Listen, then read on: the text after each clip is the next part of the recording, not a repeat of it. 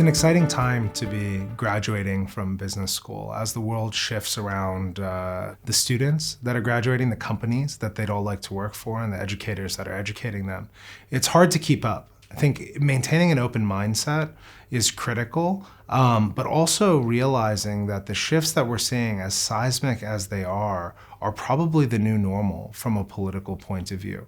We're seeing populism from the left wing, we're seeing populism from the right wing. We're seeing nationalism in its nastiest forms. We're seeing companies be felled by social media campaigns. We're seeing a president who governs over Twitter in the United States. This isn't the normal stuff. In order to become impactful business leaders, I think the first thing is the awareness of the state of the world. Because if you don't have open eyes, open ears, open heart maybe, to really discover what are the challenges of today, you will do business as usual. You will be a good manager. You will be someone who will do a job properly, but you will not be a visionary. You will not be, even if you are a small visionary, but you will not bring a very distinctive brick to the history of humanity. And I think to be an impactful leader, of course, you need competence, you need organization, you need skills, you need powerful of work, and so on and so on. You need leadership style, of course. And the leadership style, of course, is something which is key. But one of the key, I think, today, in order to be an impactful leader, is to be ambitious, but to be someone who is able to listen what are the needs. I'm assuming we're all going to work until we're at least 70, probably 80. And that means we have to bring lifelong learning in as part of our everyday thinking about our lives. How might we do that?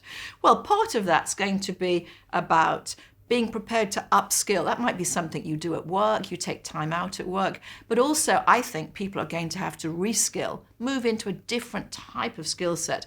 And that means they need to take time out, maybe a day, maybe a week, maybe a month, to do that reskilling. But also, I believe it's important for us to make big transitions. And to do that, we need to take time out. We need, in other words, to take a gap year. It can't just be 18-year-olds who spend a year traveling around the world and learning about themselves. We should all be prepared to do that at different ages. So if we think about the intellectual agility, leaders need to be able to frame problems, reframe problems, to solve problems, to make mistakes, to learn from mistakes. They need to be creative. They need to be adaptive. They also need to have some area of expertise, of relevance to the area they're going into, but also an ability to work across areas where their expertise might not be so great. Leaders need to be good communicators. They need to be able to collaborate with others. They need to be empathetic. They need to be ethical.